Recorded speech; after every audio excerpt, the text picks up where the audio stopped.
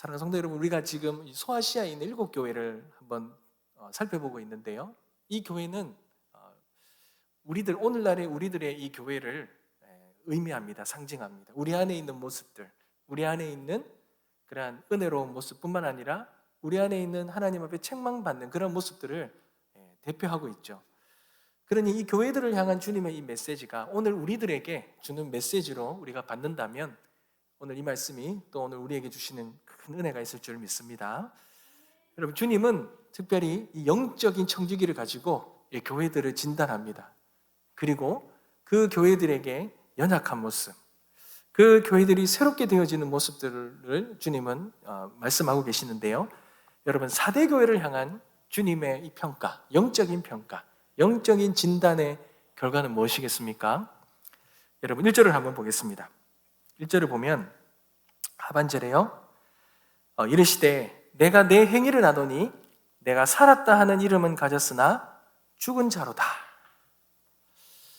여러분, 주님이 4대 교회의 행위를 잘한다 하시면서 그러면서 내가 살았다 하는 이름은 가졌으나 죽은 자다 이렇게 말합니다. 여러분, 살았다라는 이름은 가졌는데 죽었다. 우리가 살아가는 데 있어서 볼 수 있는 게 있습니까? 제가 이걸 우리가 보는 현실에서 한번 찾아봤거든요. 뭐가 있을까? 아무리 찾아봤는데도 잘 모르겠다. 갑자기 하나 떠올랐어요. 여러분, 좀비 아십니까? 좀비. 살았는데 죽었잖아요. 그렇지 않습니까? 주님 보시기에 이 4대 교회가 이 좀비 같은 존재인 거예요. 살아있는데 죽은 것 같아요. 여러분, 4대 교회를 우리가 보면 교회이기 때문에 그들은 분명히 교회 활동을 했을 것입니다. 신앙생활을 했을 것입니다. 예배도 드리고 봉사도 하고 헌금도 하고 전도도 했을 것입니다. 그런데 주님이 뭐라고 말씀하십니까? 너는 죽은 자다. 죽었다라고 말합니다. 여러분, 이게 얼마나 무서운 말씀입니까? 살아있다고 생각했는데 죽었다라는 거예요. 숨은 쉬고 있는데 영혼이 죽었다라는 의미죠. 영혼은 죽었다라는 것입니다. 여러분, 오늘날의 우리에게도 동일하게 주님이 주시는 메시지가 아니겠습니까? 여러분, 신앙인이 주일에마다 우리는 교회로 가지 않습니까? 헌금 생활도 합니다. 직분도 받습니다. 기도의 자리도 나가고 섬김과 봉사의 자리도 나갑니다. 그런데 여러분, 우리는 정말 살아있습니까? 혹시 우리의 영혼은 살아있습니까? 여러분, 오늘 이 말씀은 우리를 돌아보는 말씀이 되어지길 원합니다. 우리는 정말 살아있는가? 사랑하는 성도 여러분, 기도가 정말 살아있습니까? 우리가 드리는 이 기도가 입술만 움직이는 기도가 아닐까요? 아니면 우리가 형식적으로 하는 기도에 그치지는 않습니까? 우리의 기도가 하늘에 닿습니까? 우리의 이 기도 혹시 죽은 기도는 아닐까요? 여러분, 우리의 예배는 어떻습니까? 우리 예배는 살아있습니까? 예배 가운데 하나님의 임재를 누리십니까? 아니면 예배에 우리는 자리에 앉아있지만 우리의 생각은 이곳에 있는 것이 아니라 하나님께 있는 것이 아니라 다른 곳에 있지는 않습니까? 여러분, 우리의 믿음은 정말 살아있습니까? 우리는 믿음이라고 말합니다. 그러나 혹시 주일에만 믿음을 우리는 붙들고 살아가고 일상의 삶 속에서는 정말 믿음을 붙들고 살아가고 있습니까? 아니면 우리 안에 이 믿음은 다 죽어 있지는 않습니까? 교회 안에서만 거룩한 모습, 거룩한 척 하면서 세상에서는 전혀 구별 없는 삶을 살아가고 있지는 않습니까? 죄를 지어도 거짓된 것을 말해도 전혀 우리에게 영적인 이 어떤 죄책감들, 전혀 우리의 양심에 어떤 죄책감을 느끼지 못하고 그런 무뎌진 심령으로 살아가고 있지 않습니까? 여러분, 만약 그렇다면 여러분, 우리는 영적으로 좀비죠, 좀비. 겉으로는 움직입니다. 겉으로는 행위가 있습니다. 겉으로는 열심히 있습니다. 그러나 우리 안에는 생명이 없지요. 죽어 있다라는 것입니다. 사랑하는 성도 여러분, 그렇다면 주님은 왜 사대교회에게 이렇게 살아있는 이름은 있지만 죽었다라고 이렇게 말씀하셨겠습니까? 그 이유가 무엇이겠습니까? 여러분, 우리 이걸 알려면요, 이 사대교회를 향한 이 배경을 조금 우리가 알아야 됩니다. 여러분, 오늘 읽었던 말씀의 2절을 한번 보십시오. 너는 일깨어, 이렇게 말하죠. 일깨어라는 말은 깨어 있으라, 정신을 차려라, 경성해라, 이런 말입니다. 이 말은 파수꾼이 밤새 경계하며 깨어 있는 것을 의미합니다. 그러니 잠시도 긴장을 놓지 않고 계속해서 깨어 있는 것이죠. 여러분, 사대교회에게 깨어 있으라 라고 말을 한 이유는, 그렇다면 사대교회가 어떻게 있었다고요? 잠들어 있었다는 겁니다. 잠들어 있다. 잠들어 있다는 말은 어떤 의미가 있습니까? 여러분, 무언가 잔다는 건요, 경각심이 없는 거예요. 긴장을 가지지 못하는 겁니다. 여러분, 군대 가면 초소 근무를 씁니다. 2등병 때나 1병 때는요, 잠이 안 와요. 1병 때나 2병 때는 적이 오는 것 때문에 긴장하는 게 아니라 이 당직 사관이나 누군가가 와서 잘 쓰고 있나 안 쓰고 있나 확인하는 거, 그 걸릴까봐 눈에 불을 켜고 보죠. 잠이 안 옵니다. 소리도, 귀에도 얼마나 민감한지 모릅니다. 그런데 한 상병 말이나 병장쯤 되면 자동으로 잠이 옵니다. 그리고 2등병이나 1병이 불꽃 같은 눈으로 지키는 거예요. 그러면 군 생활을 조금 하면 긴장감이 떨어지죠. 어느 정도 하면 그런 경각심이 다 없어지는 겁니다. 위기의식이 없는 거예요. 여러분, 사대교회가 바로 그렇다는 거예요. 경각심과 위기의식과 그런 긴장감들이 하나도 없는 거예요. 여러분, 사대교회가 왜 그렇겠습니까? 여러분, 사대교회는 이 도시 자체가요, 험준한 산지에, 높은 이 산지에 둘러싸여 있습니다. 그 위에 있었습니다. 한마디로 말하면 적이 침공하기에 굉장히 어려운 지역에 있어요. 그 적에게 침공을 받으려면 유일한 길, 앞에 한 길밖에 없어요. 그 길만 잘 막고 서 있으면 절대로 침략당하지 않는 난공불락의 그런 요새였습니다. 그리고 이 사대교회는 아주 유명했는데, 당시 유명했는데 사금을 채취할 수 있는 곳이었어요. 여러분, 최초로 금화를 만든 곳이 이 사대 도시 지역입니다. 그러니 얼마나 부유했겠습니까? 지리적으로 안정되어 있고요, 엄청난 부유함을 가지고 있었습니다. 그런데 이 사대라는 도시가 2번 함락되는 역사가 있었습니다. 한 번은 주전 549년에 페르시아 왕 고레스 때에 소수의 병력이 이 절벽을 타고 올라와서 이것을 함락을 시켜버렸어요. 그리고 또 한 번은 주전 195년도에 알렉산드로스라는 대왕이 이 고레스 왕 때의 이 역사를 읽고 똑같은 방법으로 15명의 병사를 침투시켜서 성문 안에 들어가서 성문을 열어서 그래서 이 점령당한 적이 있습니다. 여러분, 사대가 이렇게 결정적인 실수를 그래서 점령당한 이유가 무엇입니까? 여러분, 파수꾼이 잠들었기 때문에 그렇습니다. 적군이 절벽을 타고 올라가는데 파수꾼이 잠들어 있으니 몰랐던 거죠. 여러분, 어떻게 잠들었습니까? 안전하다고 생각했기 때문입니다. 방심했기 때문입니다. 긴장을 놓았기 때문입니다. 사랑하는 성도 여러분, 오늘날의 교회도 마찬가지지 않습니까? 우리가 안전하고 평안하다면 우리의 이 마음은, 이 경각심은 다 잃어버린 거죠. 여러분, 우리나라만큼요, 종교 생활을, 생활을 할 수 있는 안전한 환경이 있는 나라는 또 없습니다. 우리나라는 신앙의 자유가 보장되지 않습니까? 아름다운 예배당이 있습니다. 평안한 환경이 갖춰져 있잖아요. 교회 안에도 우리의 믿음과 신앙을 생활하기에 너무나도 좋은 환경이지 않습니까? 그런데 바로 그것 때문에 오히려 반대로 영적으로 잠들 수 있다는 거예요. 사랑하는 성도 여러분, 우리가 확실하게 말씀드릴 수 있는 것 중에 하나가 이 안정감과 부요함은 여러분 조용한 영적인 살인자입니다. 여러분 고난이 없으면요 제일 먼저 반응하는 것이 기도가 식어집니다. 핍박이 없으면 믿음이 미지근해져 버리죠. 어려움이 없으니 하나님이 필요 없는 것입니다.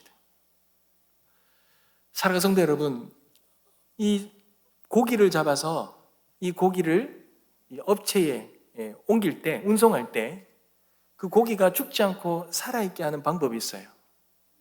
이 차 수족관 안에 이 천적인 이 고기를 넣어버리면 여러분 수조에 고기가 죽지 않습니다.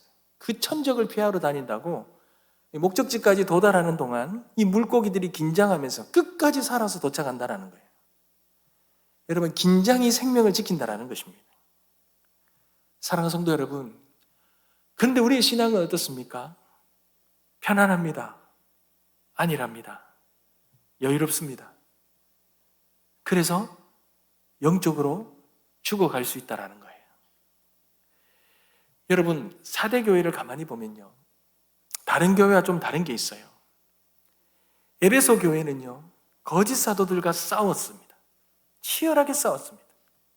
서머나 교회를 보면 극심한 환난과 궁핍 속에서 어려움이 있음에도 끝까지 믿음을 지켰어요. 버가모 교회는 사탄의 권자가 있는 곳입니다.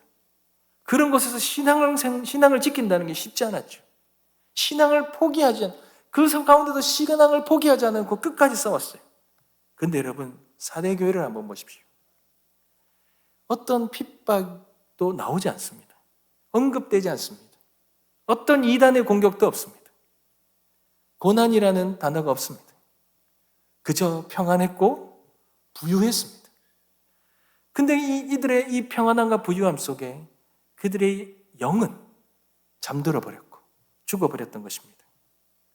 사랑하는 성도 여러분, 우리는 고난이 우리를 정말 죽을 만큼 고통스럽게 하기 때문에 피하고 싶죠.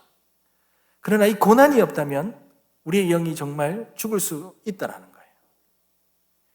우리는 고난을 잊고 싶지만 고난이 없으면 우리가 하나님을 잊을 수 있다는 거예요. 고난은 정말 괴롭지만 몸도 아프고 마음도 지치고 앞이 보이지 않는 캄캄한 골짜기를 걷는 것 같지만 그러나 이 고난의 시간마다 우리의 영은 더욱 충만해진다는 거예요. 어느 때보다 우리의 영은 민감해지고 살아있다는 것을 깨닫게 될 것입니다.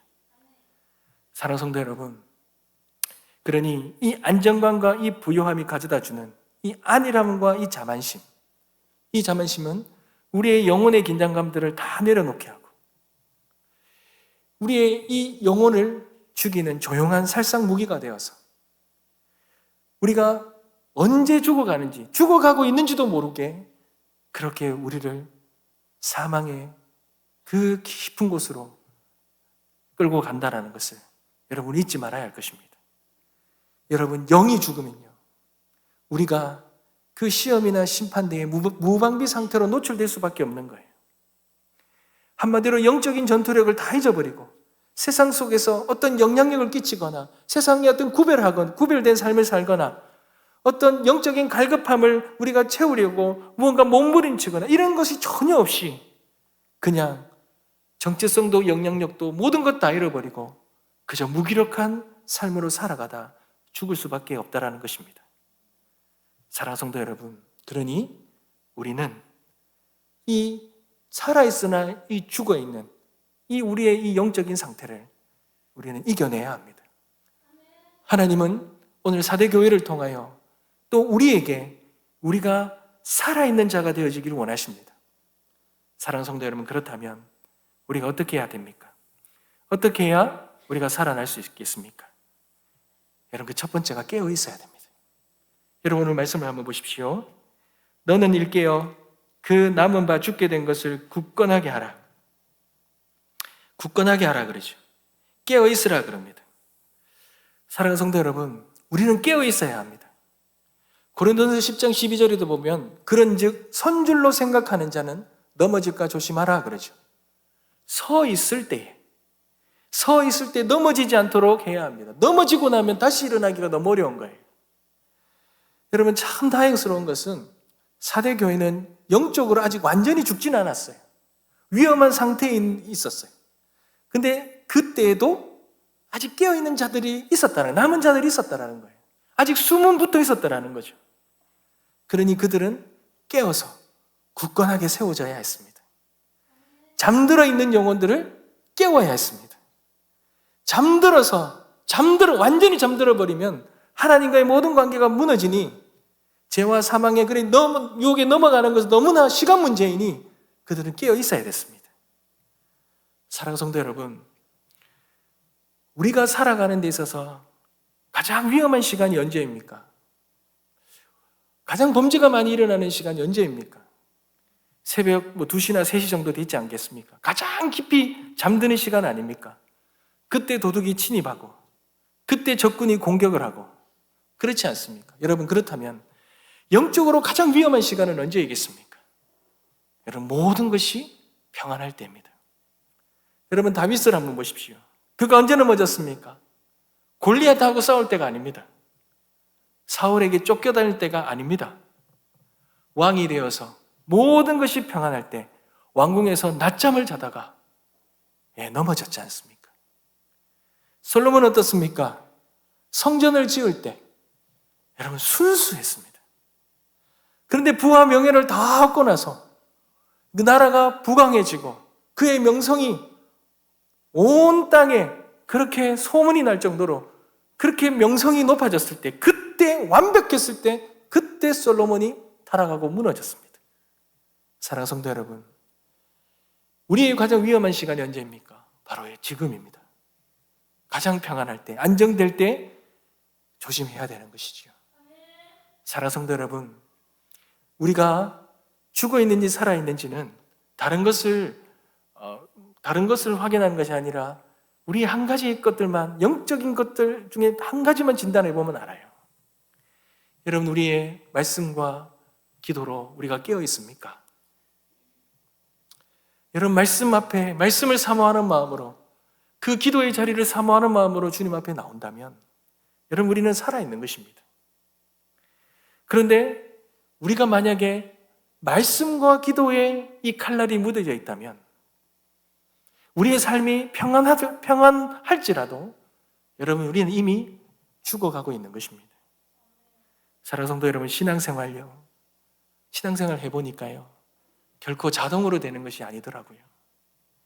매일 매순간 깨어있기로 결단해야 되더라고요. 교회와 성도가 살아있을 때, 그때 영적으로 깨어있지 않으면 여러분, 우리는 죽는 것입니다. 그러나 우리는 늘 긴장감과 경각심을 가져야 해요. 영적인 긴장감, 영적인 경각심을 가지고 우리의 가슴 속에 뜨거운 이 성령의 피가, 성령의 그 충만한 은혜가 흘러야 됩니다. 여러분, 신앙은요, 자율주행 모드로 될 수 없어요. 그냥 저절로 이루어지도록 할 수가 없는 거예요. 우리는 세상의 유혹과 제약에 빠지지 않도록 늘 경각심을 가지고 하나님 말씀으로 늘 무장하며 늘 영적인 군사로 그렇게 깨어서 영적인 싸움을 싸워 늘 승리해야 되는 것입니다. 사랑하는 성도 여러분, 졸지 마시기 바랍니다. 오늘 이 시간에 피곤해서 조는 건 괜찮습니다.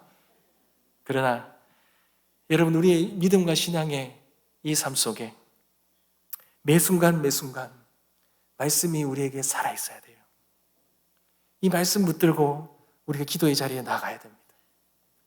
그리고 우리의 삶을 돌아봐야 되고, 우리의 삶에 행여나 이 죄악이 있음에도 불구하고 우리가 그것을 민감히 반응하지 못하고 있다면 이미 우리는 죽어 있다는 것, 우리는 회개해야 될 것입니다. 하나님, 우리를 깨워주십시오. 우리를 새롭게 하여 주십시오. 그렇게 영적으로 깨어나는 오늘 이 밤이 되어지길 주님의 이름으로 축복합니다. 여러분, 두 번째는 받은 은혜를 생각해야 돼요. 여러분, 3절 한번 보십시오. 우리 다 같이 한번 읽겠습니다. 3절 읽겠습니다. 시작. 그러므로 내가 어떻게 받았으며 어떻게 들었는지 생각하고 지켜 회개하라. 만일 일깨지 아니하면 내가 도둑같이 이르리니 어느 때에 내가 이르는지 내가 알지 못하리라. 아멘. 여러분, 영적으로 죽어 있으면 잊어버리는 것이 있어요. 이 받은 은혜를 잊어버립니다. 오늘 본문에 보면 두 가지를 생각하라 그러죠. 첫 번째가 뭡니까? 어떻게 받았으며 라고 말합니다. 여러분, 무엇을 받았냐고 명시되어 있지는 않아요. 그런데 신약에서 받았다라는 이 단어의 표현은 대부분 성령을 받을 때 사용됩니다. 그러니 즉 성령을 어떻게 받았는지 기억하라는 말씀입니다. 1절에 보시면 주님이 이 사대교회에게 메시지를 줄 때 자신을 어떻게 표현합니까? 주님은 7 영과 7 별을 가지신 분이라 그러죠. 7 영은 성령으로 완전하다는 표현입니다. 그러니까 주님은 성령으로 그 충만함과 성령으로 완전함을 가지시고 그 사대교회에게 부어주시는 거예요. 그러니 우리에게도 동일하게 우리는 성령을 받았다. 성령으로 충만한 때, 그때가 있다라는 거죠. 여러분, 그때 그 성령을 우리가 어떻게 받았는지 기억하라는 것입니다. 그리고 두 번째는 어떻게 들었는지 기억하라 그러죠. 여러분, 들었다는 건 뭡니까? 사도의 가르침이라는 거예요. 복음이라는 건, 말씀이라는 겁니다. 여러분, 우리가 영적으로 날마다 깨어 있으려면 우리의 생각을 지켜야 되는데, 우리가 처음 주님을 어떻게 만났는지, 우리가 성령을 어떻게 그 충만하게 우리가 받았는지, 말씀이 우리의 삶 속에 어떻게 들어와서 우리가 그 은혜의 말씀을 통하여 감격하고 눈물 흘리고 그 말씀 붙들고 우리가 주님 앞에 헌신하며 나아갔던 그 순간들을 떠올려야 되는 겁니다. 기억해야 합니다. 그래야 우리가 살아있을 수 있다는 거예요. 사랑하는 성도 여러분, 성령께서 처음으로 여러분의 마음에 역사하셨을 때 그 뜨거운 눈물과 헌신을 기억하십니까? 내가 죄인이라는 것을 깨닫고 무릎을 꿇고 통회하면서 십자가의 사랑이 나를 위한 것임을 알고 감격해서 눈물이 멈추지 않던 때, 성령의 불이 그렇게 뜨겁게 임하여서 우리의 가슴을 막 다 태울 것 같은 그런 생명이, 이 기쁨이 넘쳐났을 때, 여러분 그때의 기억이 있으십니까? 처음 하나님의 음성을 들었을 때 기억나십니까? 말씀이 살아있는 칼날처럼 내 마음을 찔러 쪼개며 내 마음을 뜨겁게 만들고 은혜의 눈물이 멈추지 않고 내 삶이 말씀 가운데서 완전히 180도 바뀌던 그때의 감격들, 여러분 기억나십니까? 그 은혜의 그 은혜를 기억하는 것이 여러분 우리가 다시 살아나는 것입니다. 여러분 이 첫사랑의 은혜를 회복해야 합니다. 그때 감격과 헌신이 우리를 다시 주님께로 돌이키게 할 것입니다. 사랑하는 성도 여러분, 우리의 마음을 돌아보길 소망합니다. 우리의 첫사랑 식어버려져 있지는 않습니까? 우리의 눈물은 말라져 있지 않습니까? 우리의 열정이 꺼져버려 있습니까? 우리의 감격은 흐릿해져 있습니까? 그렇다면 오늘 주님이 사대교회에게 하신 이 말씀을 오늘 우리가 붙들길 소망합니다. 우리가 다시 기억하며 다시 충만해지기를 소망합니다. 주님은 복음의 감격을 지키라고 말씀하세요. 여러분, 이 복음은요, 들은 것으로 끝나는 것이 아니라 이 복음을 붙들고 살아갈 때에 이 복음의 능력이 새롭게 생명력 있게 나타나는 것입니다. 성령은요, 한 번 받은 사건으로 끝나는 것이 아닙니다. 우리가 주님을 사모하며 말씀 붙들고 기도하며 살아갈 때 성령의 그 충만함은 우리의 삶 속에 지속적으로 일어나는 것입니다. 사랑하는 성도 여러분, 이 은혜가 저와 여러분 삶 가운데 충만히 일어나길 소망합니다. 그렇게 기억한다면 여러분 우리의 삶은 생명력 있게 살아날 것입니다. 그리고 마지막으로 세 번째는요, 여러분 이기는 자는 끝까지 믿음을 지켜야 된다는 거예요. 끝까지 믿음을 지킨다. 여러분 5절과 6절인데요, 우리 다 같이 마지막으로 한번 읽어보겠습니다. 5절과 6절 읽겠습니다. 시작. 이기는 자는 이와 같이 흰옷을 입을 것이요 내가 그 이름을 생명책에서 결코 지우지 아니하고 그 이름을 내 아버지 앞과 그의 천사들 앞에서 시인하리라. 귀 있는 자는 성령이 교회들에게 하시는 말씀을 들을지어다. 아멘. 여러분, 오늘 이 말씀을 보면 흰 옷을 입을 그날까지 믿음을 놓지 말라는 거죠. 여러분, 이기는 자에게 주시는 하나님의 약속은 흰 옷입니다. 흰 옷을 입혀주십니다. 여러분, 흰 옷이 의미하는 게 뭡니까? 바로 제사함의 은혜입니다. 의의 옷이지 않습니까? 세상에 그 어떠한 의로도 깨끗해질 수 없는 우리인데 어린 양의 피로 이 모든 죄악이 깨끗하게 씻겨진 이 흰 옷을 하나님께서는 우리에게 입혀주신다는 거예요. 여러분, 이 옷은요, 우리가 스스로 입을 수 없어요. 믿음으로만, 하나님의 은혜로만 입혀지는 옷이 이 흰 옷이라는 거예요. 이 옷은 거룩하고 영광스럽고 그 어떤 더러움도 묻지 않는 하나님 나라의 백성에게만 허락되는 옷입니다. 사랑하는 성도 여러분, 근데 이 옷을 이기는 자에게 입혀주신다는 거예요. 이기는 자는 어떤 자입니까? 여러분, 끝까지 믿음의 싸움을 싸우고 지켜내는 자입니다. 우리는 연약하고 부족하고 약해서 이 세상의 유혹과 타협과 이 세상의 영적인 전쟁 속에서 넘어질 수도 있습니다.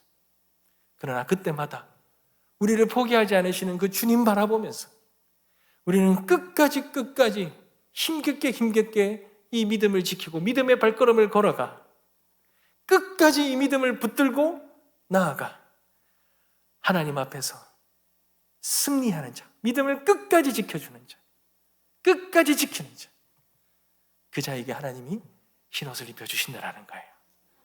사랑하는 성도 여러분, 너무 은혜가 되는 거는요, 이렇게 흰옷을 입혀주는 자에게는요, 하나님이 그 이름을 생명책에서 지우지 않겠다고 약속하셨어요. 구원이 보장이 되어 있다는 거예요.